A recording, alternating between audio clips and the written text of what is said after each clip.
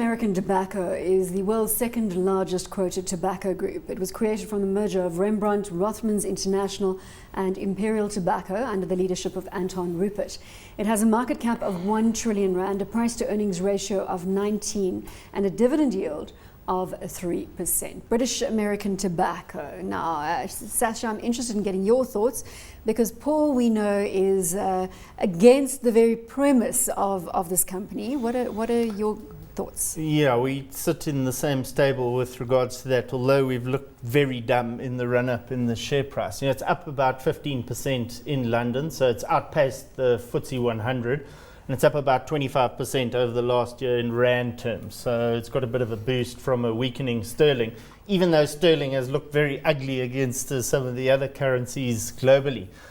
I think at the core of this, for me anyhow, is stick volumes. So I want to say to myself, well, do I want to be in any business that's got declining product sales? And it does ultimately. So they've got fantastic margins. You know, they really have great margins, great cash flow. Let's just check that against Daniel. Are we seeing a clear move to declining product sales here? Well, so the whole industry is in a structural volume decline. I mean, the guys have been reporting declining volumes for quite a few years. The declines are quite small though, and they are always outpaced by the price increases. So you still get a growing top line. But the product is under pressure. The product's under pressure. I mean, there's a lot of issues around the world in terms of banning smoking in various places, including casinos, which could be coming through here locally. So those are structural issues facing them. I do believe, though, that these are quite long-term in terms of having a significant effect on the top line of the business. Because we've been chatting about this declining trend for many, many years, and it hasn't impacted the broader performance. No, not of the share prices and not of these companies. You know, they continue, as Daniel said, to grow top line, cost-cutting initiatives, big share buybacks. In the case of BAT, I think they announced another £1.5 billion share buyback, which is not to be sneezed at. I think ultimately in the long run, you want to ask yourself, can I own this for a decade and go to sleep? I think in an environment, and let me put this into context, because a lot of people bought this because it was defensive, right?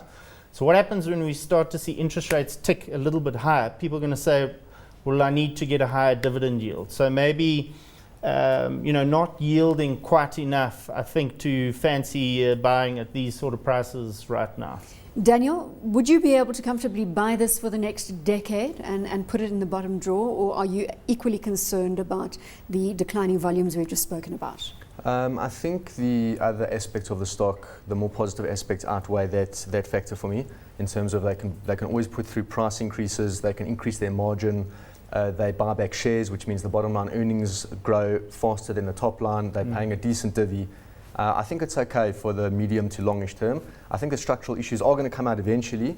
I'm not sure that's going to cause a massive change in the global cigarette market within the next 10 years though. Are you just speaking like somebody who's missed the rally and now you've got to put forward your case and stand by it? Yeah, maybe. But typically, we're in the interest of being in transformative investments, and it's just not transformative enough for me. I know they spend an enormous amount on R&D coming, with perhaps a new smokeless cigarette, an e-cigarette. But most of their product users, I don't know about you, when you ask them, would you rather use the product or not?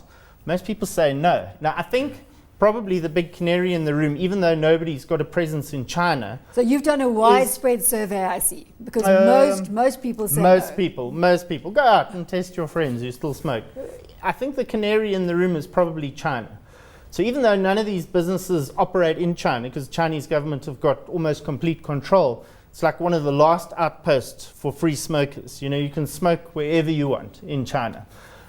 If the Chinese government say, hold on a second here, life expectancy, life expectancies are actually quite high relative to their smoking ratio. But if they decide to ring fence, sin taxes and say, well, we need to pay for a better health system in China, how is that going to impact on cigarette smoking there if they just push through big excise duties? Because that might well be the death knell for the entire industry, although I admit it's probably a decade and a half away.